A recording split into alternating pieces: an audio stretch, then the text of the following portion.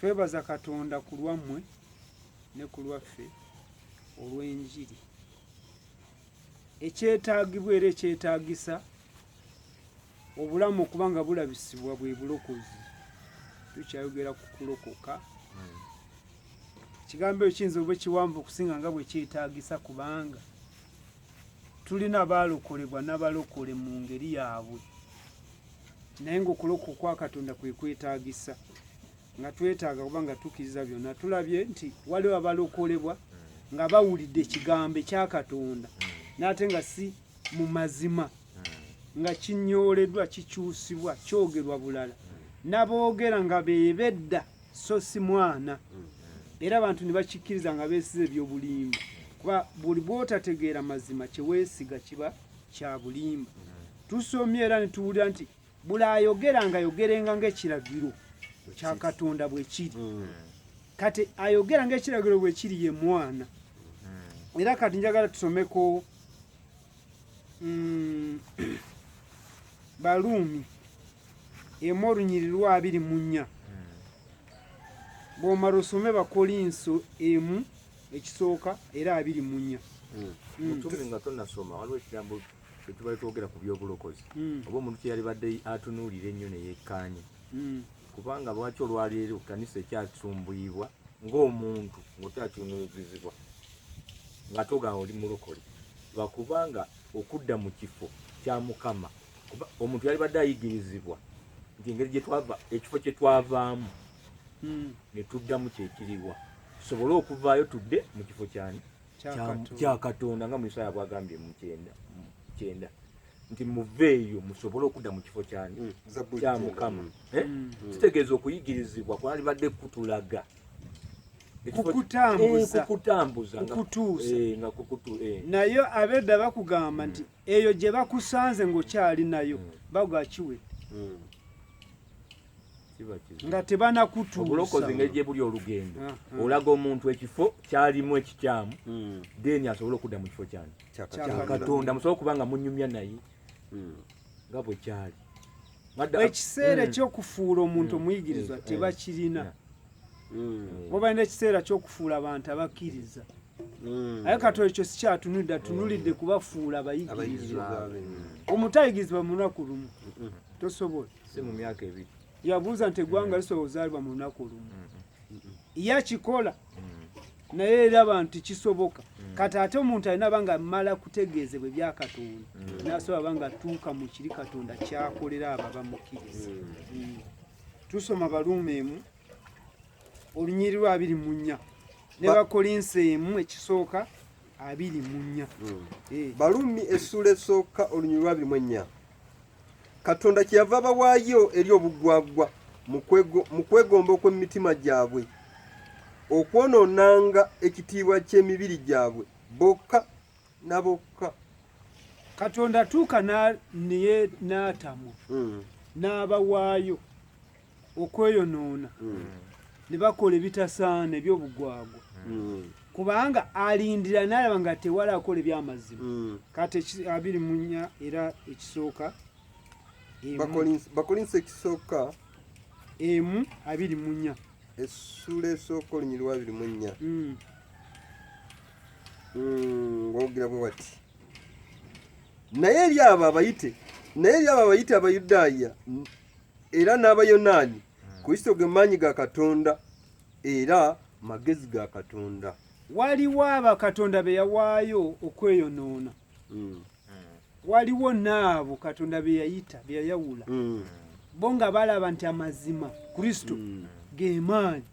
Naye eri balaba beeyonoona balaba nga Kristo temuli amazima, balaba temuli amazima bagayita obulimba. Naye yaga nti eri abo bayite Abayudaaya n'Abayonaani banagwanga n'Abayisirayiri bennyini kaasi abakkiriza amazima ago ge maanyi gaani ga Katonda ate ago ge magezi ga Katonda. Obulokozi n'okulokoka tolokokera mu ebyo by'obugwagwa, olokokera mu magezi, olokokera mu maanyi ga Katonda kuba Katonda yalokola. Kyova olaba olwaleero abantu bakiyinziza okulokoka ate tekisoboka eri omuntu tasoboka kulokoka era tayinza kwerokola katonda yakikola naye ate mu kutegeera nga tutegedde amaanyi n'amagezi ga katonda katonda yaba bikola kati waliwo abaweebwayo nga bawabye waliwo katonda batakkiriza kuweebwayo nga bamukkiriza ogwa mu gurupu ki era okekabenje n'akavuyo kali mu kanisa bano bagende omusajja wa katonda w'amaanyi ne bano be mugamba babasajja oba nabo ba katonda simanyi abanafu abatalina ogenda waani ogenda eryani katonda tazeyawulibwamu katonda lyomu era eri boona katonda afaanana bwe tuba tulina katonda ffena tuba n'obulamu tusoma Yokaana 11 enjiri ya Yokaana essula 11 43 olunyiriri olw'43 Yokaana enjiri 11 olw'43 n'44 lwogera bwe tusoma enjiri ya Yokaana essula 11 olunyiriri olw'43 bwe yamala okwogera bw'ati n'ayogerera waggulu n'eddoboozi ddene nti Lazaalo fuluma ojje eyali afudde n'afuluma ng'azingiddwa mu mabugo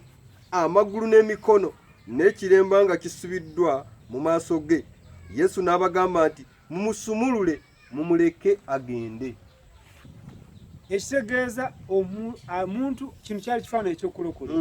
nga gibwa mu kufa ngaleetebwa mu bulamu olwaleero asangibwa nga kyesibye n'ebigoyi asangibwa nga kyasibiddwa naye yagandiwadde nga tanabona kufuluma. Wuliriza steps zino ziriwo oba osomye bulungi oba bawulidde bulungi waliwo emitendera egy'omuntu kulokoka. Owulidde ekigambo kya Katonda nti ye ofulumye entaana nti ye ofulumye naye oli musibe ekyo tarakikiriza naye ate onaga kiwedde gwe mumulekerawo ng'ebigoye bimusibye esibye atalagirwa naawe wala ebintu bwe babyangwire gwe soma ebiddamu owulire. Nziramu nsoma Yokaana essula 11 olunyiriri olw'43 wentandikidde bwe yamala okwogera bw'ati n'ayogerera waggulu n'eddoboozi ddene nti Lazaalo fuluma ojje. Awo tukigeraganya nti omuntu awulidde amazima awulidde ebya Kristo awulidde eddoboozi lya Kristo ali mu ntaana ali mu kufa ali mu bizibu ali mu mitawaana gye n'amugamba nti fuluma okole ki? Fuluma ojje. Yesu kyali badde kibi nnyo okugamba nti kiwedde omuntu azze naye musibe azze naye azingiddwa yena omubi yamusiba asiba ebigoyegoye kale bw'omugamba nti kiwedde ne bw'omuwa emmere tajja ugiri kubanga musibe ne bw'omuwa nti genda tajja kugenda tasobola kutambula musibe. Kati pulira ennaku olw'abantu be balimba ne babeesigisa ebyobulimba nga banaye Mukama yambe wano Yesu ye mwesigwa takikomyawo tayinza kugaa nti kiwedde ye mutuma oli ose n'oyogera ekyo bano basinga ne Yesu oba benfudde basinga Katonda omuntu afulumye avudde mu bibi bye mu kwonoona kwe mu kufa kwe avuddeyo tanawulira tanategeera awulidde ekimu nti oyo ye Yesu atuuse mu siba azingiddwa ga kiwedde bamuwa emmere alyo kyovula n'emmere gye bateeka abantu tebagiridde kubanga basibiddwa. Owulidde obadde ogamba otya? Mbadde njala jjukira nga bwe tulaba wano Mukama waffe akikola mu steps waliwo ebbanga erina okuyitawo omuntu ono asobola okuba weddemu yenna bwe tulabira ku byensi omuntu bw'aba asobola okutandika P1 n'asoma P1 ne batamuwa bbaluwa emukkiriza oba kuba mukakasa nti oyo asomye lwaki mu Katonda kyanguwa bwe kityo ne bw'ayitira ku grade 1 nga yasoose mu kiraasi ku P1 tebayinza muwa certificate y'okumala primary ateekeddwa okugoberera emiti ne bw'oba ng'owudde ekigambo kya Katonda ddala ekyamazima n'okiwulirirawo n'okkiriza si we bigweraawo kati bano basinga oba ne Yesu bwe bagamba agamba fuluma ojje avuddeyo ye avuddeyo naye waliwo ekyetaaga kukola ki? Kukolebwa. Kati wantufaananyizewo ono kyakoze ng'omuntu abadde mu bibi bye mu kwonoona kwe n'awulira ekigambo ekyamazima jjukira waliwo n'ebyobulimba najja n'avaayo kaliwe n'omugamba nti kiwedde ate gwe oba mubi nnyo namuleseeyo waali muleseeyo kuba gwo mujeri gye bamusibye ate omulese eno ku nguje batalina omusibye ate omulese nga musibe olwokuba wulidde enjiri akkiriza gwe nogakiwedde ate gwe n'otamukolako kumwambula tomujeeko ebimuzingiddwa ebintu bye bitawanyo tomusumuludde oga ekiwedde gulaje ekiri ndowooza olaba amugeji fuluma okole ki fuluma ojje olunyi olwanamwenya eyali afudde n'afuluma ng'azingiddwa mu mabugo amagulu n'emikono n'ekiremba nga kisibiddwa mu maaso ge kireza nga talaba kati baana bagaa nti mujje ne bajja bo tebalaba bino birembe bisibye tebalaba bino bimuzinzeeko tebalaba mubiro gumwetoolodde gwatayinza kukola kintu kyona ekyo bwakatonda ate nabagaa nti omaze kiwedde balinga Kananiya kiwedde mu myaka 2 byonna byaba babiterere biko tolumala budde era abantu bayinza obagamba temumenyeka Yesu yafa n'azuukira kati oba oyambye abantu butategeera eyafa n'azuukira yafiirira gwe tiyeefiirira kati alina nakukola nga bwe yakola n'okutamba nga bwe yatambula kutuuka mu ekyo kye yakukolera okuba nga okiganyulwamu hanyuma benaffe yatufiirira olowooza ani gwataafiirira nabali mugenda genda yabafiirira naye olwoba tebatambudde nga bwe yatambula tebamukkiriza nga ekiragiro bwe kiri kyebava basigala bagenda ate nga yabafiirira katulina nga tuli mu kuyigirizibwa tufuule mutume waliwo ebigambo bibiri sobola nga twali twogera oli yabadde alangirira obulokozi mu myaka 2 kati wano balina ebintu bibiri bye balaze era byakwegendereza balaze emikono naki n'amagulu nga bisibe osegeera jjukira ebigere yenjiri ya mukama waffe kati omuntu tasobola kubeera mu njiri nakutambulira mu Kristo nga gobera ng'emigulu misibe tasobola kukola ng'emikono misibe tobola nga bamugambye sumulula ki emikono n'amagulu asobole okutambulira mukama waffe n'okkoleramu kubanga bw'okola ekigambo kya Katonda gwe mulimu gwalaba era gwasiima n'agamba omukono gwo guweereddwa omukisa owulira enjiri gy'emirembe gya Katonda owulira kati ebintu bibiri nga bisibe waliwo n'ekyokusatu owulira n'amaaso ge asobole okuba nga alaba okitegeera ekiremba kyali kisibiddwa mu maaso ge amaaso masibe emikono misibe n'ebigere bisibe olw'okuba avuddeyo gogamba nti newankubadde avudde mu ntaana tekimala omwana bw'aba azaalibwa kuva mu maama we amagulu bwe gaba tasobola kutambula engalo bwe ziba talina kyakola amaaso bwe gaba tayinza kulaba kimwetaagisa kusobola kumuyonsa kumubeezako by'omuwa atuuse oba nga asobola kutambula asobole okitegeera kati lwaleero ebintu byonoone okusoba kuli wonna obulokozi ne busoba ebya bayibuli byo tebinasoba abantu be babisobya n'abantu ne beesiga ebyo ate abantu ebyo bye baagala mangu nnyo nze nkiriza yakufiirira yafa yazuukira omusaayi omusalaba yayimba biyimbe tabimanyi n'aba nga tategedde kati amaaso bwe gaba nga masibe amagulu nga masibe emikono nga misibe olw'okuba afulumyeyo awulidde aze gy'oli mukubye ku luseere n'omugaa nti kuva leero gamba nti kiwedde nawe nogamba wandiika amanya gange amanya n'okwoloosi bayinza bawandiike mwani nawanujjukira bwe bagambye tabadde afudde kati bawandiikaani tanafuna linnya abadde afudde n'afuluma okiwulire anakuddayo afuuke omuntu ddala kati gwano bawandiikaani mugulu jjukira eno gy'avudde mu kufa alina byazze nabyo ebirina okumujjibwamu yeetise kati gwe wandiika onazingiddwa jjukira kimuzinzeeko kye tulaba kati gwe wandiikaani mu kitabo wandiika ekimuzingiddwako ate kitasoboka eri Katonda kyova olaba bagamba mu Ezekeri mulokola ekitali kya obulamu butali bwakulokola ate ne mutta obulamu butali bwakufa kati ono bw'omuwandiika muggulu mu kitabo wandiikaani amaaso ge togalaba emikono gye togiraba amagulu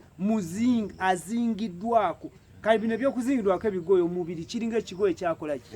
ekyazingize kyetooloola ate go gakiwedde owooluganda tolimba bantu ate namwe abooluganda temulimbibwanga mudde ku Katonda okiwulira kati olunyiri luno nga bw'olabye nti lukulaga nti ye bwe yabira Yesu yabiraba abaaliwo teri yakiraba wano omulala birabi ye yabirabi singa bayabiraba baali mulumbe mawundi babijjako tebabiraba ye yenyini yakiraba naga ovuddeyo bwoto nti ye n'abagamba nti mmwe mubimujjeko yabalaga abagamba mubimujjeko basooka kukiraba nakyo ekimuliko kati ayo bino tibirabika obuvunaanyizibwa bwaffe okulaba ekituliko era kyova olabanga ekyandika kigamba mweyambule omuntu omukadde okitegeera ne Yesu akomandinga mu mwambule kitegeeza okwambula buvunaanyizibwa bwaffe okulaba ekikoze eki ekitwambala mweyambule omuntu omukadde osobole okwambazibwa omupya kati bwe tutalaba n'abaga nti mumusumulule mumuleke agende ekitegeeza abeere waddembe ate n'okugenda ku ntagenda mu birala bw'omugoberera yagenda ne Yesu teyagenda n'abaana bamusumuludde olina kukola ng'ekiragiro bwe kiri tolina kukola ng'abantu bwe bali abamusumulula yaligambe munyambe nimunsuma n'agenda nabo ye yagenda naani eyalagidde kati olwaliro tutubagamba kugenda n'oyo akubuulidde enjiri genda n'oyo eyamutumye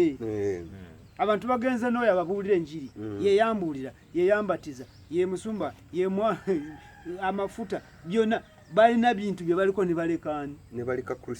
Kristo kati akabenje kaba kaze era bwe tutegendeza mbakakasa bino ebisibiddwa oba ebisibye bye balekera omuntu ne baga nti goli waddembe n'asigala ng'alaba yesi waddembe ne baga kiwedde n'alaba nga binagwa olina okutuuka n'agwa bugwa woomuleka ng'ayimiridde awo nga musibe enkomero ajja kukola ki ajja ggwa kaiba ne bagamba omulokole yagudde wamusumulula singa ono yavaayo yali afudde Yesu n'amuliga nkiwedde bakakasa ekiddirira kyali kiwe kubanga bw'agezaako kutambula tasobola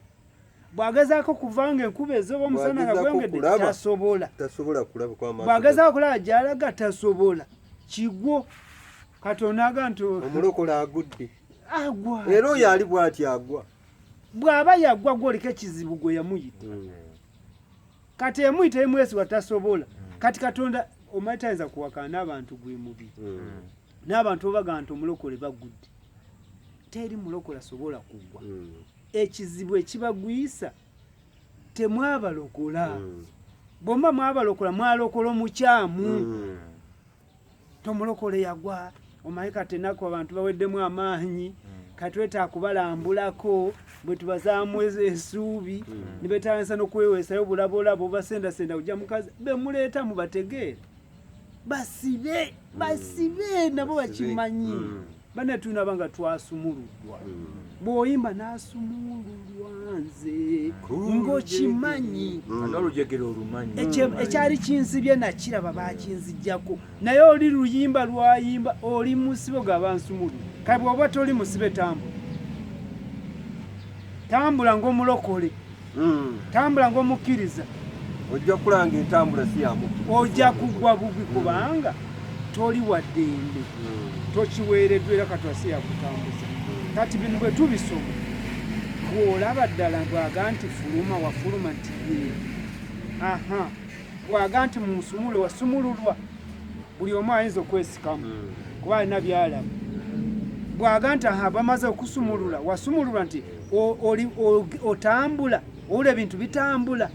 oba byesibye tobikulirwa totegeera biri awo weebase olaba olugenda mumusumula koleki ate omutima waliwo n'ekibuuzo kinene bwe bakusumulula n'abakusumulula bakusumuludde bitundu ki ebigere byo bisumulule amaaso go masumulule olaba emikono gyo gimisumulule okola omulimu gwa Katonda owulira kebyo byebibuuzo nekyosumulula ennaku zino abantu basumululwa mu bintu ebitategeerekeka owulira naye Katonda kyasumulula akiraba era bakiragawa ebigere emikono n'amaaso tambula kola laba kati somo lwana mutano nana mukago ulire tusoma ebintu bikyali bizi somo lwana mutano tusoma Yokaana essula 11:45 abo banja ab'omu Bayudaaya abajje ewa Mariyamu bwe balaba kyakoze ne bamukkiriza olwana mu mukaaga naye abamu ku bo ne bagenda eri Abafalisaayo ne bababuulira Yesu byakoze. Abamu kwaba beyalagira mu musumulu baali betegereza tono yenjiri gyabuulira abagaba bave mu kwonoona n'atabaga nti kiwedde n'abagamba bino basumule ate bakole ekibagenda kati amu ne bakkiriza naye ate nga bw'omanyi Isirayiri bweri nga bw'omanyi abantu bakatonda bwe bali ne mubaamu abagenda kugamba basumba baabwe ono yabuulira ebintu titubitegeera tatugamba mu kitooli yabikoze bulala era yabagambye yamuyise ntaveeyo n'avaayo subira nabo nga bwe babikola babakolanga ebyamagero n'ate ye n'agaba musumulule amusumulula atya n'abagaba bamusumula emikono bamusumula amagulu bamusumula amaaso n'abaga nti afuuke wadde mbagende bakabona ne bagamba oyo akirijawa abantu baffe balina babasibe kubanga bo mu busibe bw'abantu mu bafuna abantu baffe balina banga bazingiddwa basibiddwa amaaso yamusumudde nti ye n'agenda ndi mumulabako nti ye uliro lwana mu 7 tusoma Yokaana essula 11:47 abo bonna abakulu n'Abafalisaayo ne bakuŋŋaanya olukiiko ne bagamba nti tukole tutya kubanga omuntu oyo akola obubonero bungi tukole tutya kubanga ono atandise kusumulula abantu kwafe twali tubaga kiwedde emizimu negibasigalako naye babazibudde amaaso batandise obaga nti tugenda kulyawa tukoze tutya kati abantu baffe tubadde tubaleete Yesu tebalabye tikiwedde naye ono abazibudde amaaso ono abawadde okutambula bajja kutambula batuddukeko ate bagende naye batuveeko abantu baffe anga tusala amagezi abantu bagenda tandika kukola omulimu gwa Katonda kuba emikono gisumuluddwa badde bakola egyabwe nga bafuula obumwa bwabwe mu bwe bajje kyokulya anga tukole tutya bagenda ne babuulira abasumba baabwe n'abasumba baabwe bagezi bababuuza bwatyo bakoze nti ye bino tubigamba nga titubuusabuusa muyinza okutya nimweraliikirira olw'endiga za sindiga weza Katonda zina olw'embuzi zammwe naye n'endiga gyeziri naye zo zirula bino nezitegeera naye kati oli bw'abagamba nti bababuula ebyokuloka ate nga mwalokoka bababuula biki tubagamba nti obulokozi bwetaagibwa bangi bajja kugenda wala bawulira na bino bagenda ne bagaba nabbi baabwe nagawulira ku bino bano bo bye boogera ffe tumanyi nti Yesu yatufiirira kyaggwa era ekyaffe kumukkiriza gwe tolawoleka emizimu kale wegenda ogaba omusumba omugambe naye byakugaa tibigenda kwawukana n'ebyuno wulira kye baakola 48 bwe tunaamuleka bwe tutyo bonna banaamukkiriza wulira kale kizibu ki ku ekyo tebalina kukkiriza Katonda bwe balina kukkiriza omusajja wa Katonda ow'amaanyi waabwe bo bwe baagala yasinga mu kibuga yasinga ssente yasinga bantu kale bajja kukkiriza Katonda batuveeko ffe kale ffe tuba tuviiriddemu awo obawulira kye bateesa kati enjiro oluusi balimba bo nga bakimanyi naye nga banoonya abantu babakkirize kusinga kukkiriza Katonda bakole ebyabo baleme kukola ekya Katonda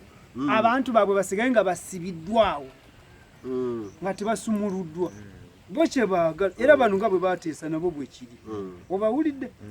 bonna ne bagamba abantu bagenda bamukkiriza bwe tunaamuleka bwe tutyo bonna banaamukkiriza n'Abaruumi balijja balitunyagako ensi yaffe n'eggwanga lyaffe nozo kitege balina ebyabwe bye bakuuma nga bakuumidde n'abantu baabwe mu busibe mu buwambe mu buzibe bw'amaaso Yesu kyayoga tulaba kituukirira kabona yennyini yafuuse muzibe w'amaaso akuumye n'abantu mu buzibe be yayita kujja eri Katonda n'agaana abasumula bagobere Katonda kati twogera ku bulokozi obukusumulula osumululwe otambule osumululwe okole osumululwe olabe osumululwe obeere ne Katonda wo so si kubeera n'abasajja be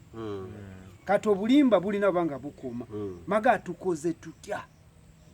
kubanga ono kyakoze kyamaanyi. Ana mu mwenda tusoma Yokaana essula 11 tugeze ku Yokaana mu mwenda. Naye omu ku bo Kayafa eyali kabona asinga obukulu mu mwaka ogwo n'abagamba nti mmwe temuliiko kye mumanyi. So temulowoozanga kigwanidde omuntu omu afiirira abantu n'eggwanga lyonna lireme okubula. Kati okufuna ng'ono Katonda yagenda kutuyamba buyambi. Omu kubo mu bumu bw'abasumba n'ayimira n'aga nti bana ebintu bigamba. Wadde tukola ebintu byaffe nze ngenda biraba nga kigwanira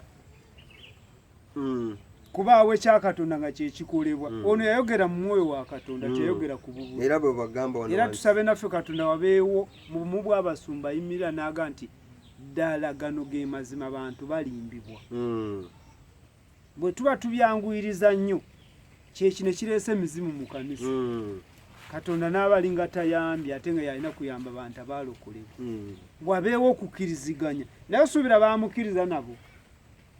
baamukiririzaawo naye era mu mitima gyabwe tebakola ki baakakanya. Kati twetaaga obulokozi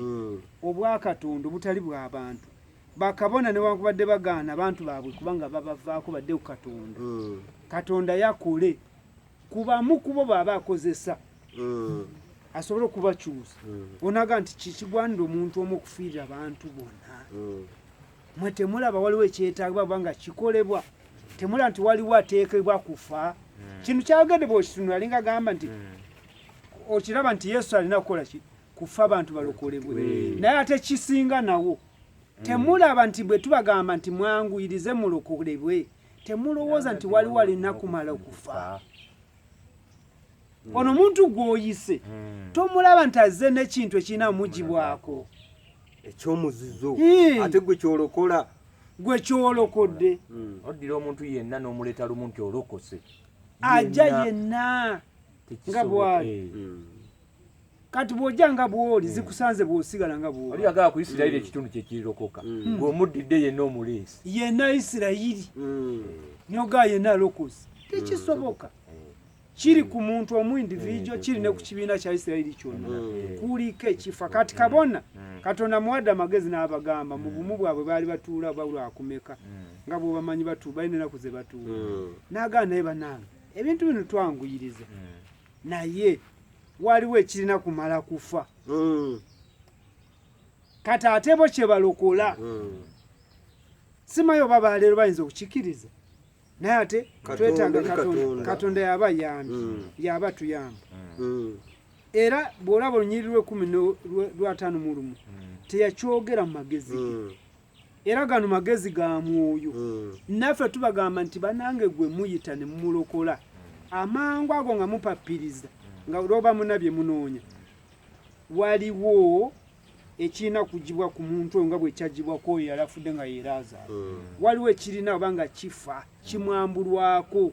Kale bw'omuyamba n'omuga nti bikoleddwa bimaze olokose kyusa afuna omusumba ekkanisa y'omwoyo. Afunye ekkanisa y'omwoyo si wa mwoyo. Afunye omusumba omulungi si y'oyo asumbibwa.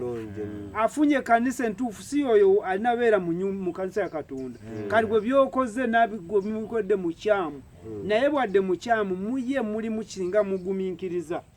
eyali obulamu obwandivuddemu ne butuuka. Omusembeza aze mu kanisa entuufu asigadde nga bwe yaba. Ate ekyomuzizo kirese kizze nakyo kisembezeza. Kati emizimu ne bw'oli gigoba mbagamba mujja kugoba emizimu mutuuke kuba girina kye gibanje kyagyo. Giri ebikunta byagyo bigiddeko nga biva eri gye babeera. Mwegyebaka. Kati egwo agamba oli musajja oli kituufu oli wa Katonda musajja naye era gwe tolabye kiri Yesu kye yamulabako. Omusembezeza n'obukyafu bwonna kati emizimu gikuyamba ti ebyambalo byaffe ebigoye byaffe bikyali naye ne bw'ogigoba ojja gigoba leero gikulimbe nti gigenze naye gikulaga wegiri kubanga ennyumba yaayo nnongoofu. Era nzikiriza ti ennyumba nga tena bakulongoosebwa omuntu nga tena bakulongoosebwa kuyita mu kuyigiriza mulokoke. mulokoke era nawe mbaga nti amiina kubanga tekijja kulabisibwa kati twabadde tugoba emizimu mu nyumba ya Katonda twabadde tugigwa mweba batali mu nyumba buli aleetebwa ne bwe gimubaako bw'aba yingira kisigale wabweru naye kati ekiri munda kye baayingiza emizimu giwalirizibwa najjo kuyingira gwe teeka omubisi gw'enjuki awantu sigunoonya olimba ogugjeyo bw'oba n'oziwona ne bw'oba otadde ekivundu munda ensuwera zikinoonya kati kijjeyo ziwone naye gwe sigala ng'ozikuba naye ng'oleseeyo kye bakola kati gw'oyingiza owamuzizo mu nyumba ya Katonda kuba naawe oli wa muzizo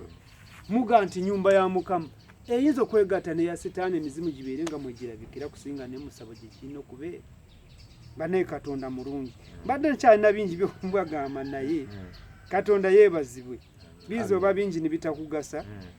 naye tukiza Katonda nti Yesu ye yennyini kwe kuzuukira naye eri bonna abazuukidde mu kuzuukira okusooka balina bye balina kutegeera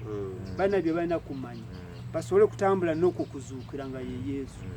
nga basaanira nga bamufaananye kyekiseera tufaananye Yesu kyekiseera tubeere mu ye naye abeere mufu era nzikiriza nti olyo yawulidde ekigambo kisigale weewaawo oleme kuwakana ate oleme kukkiriza bukkiriza nga totegedde naye oyawule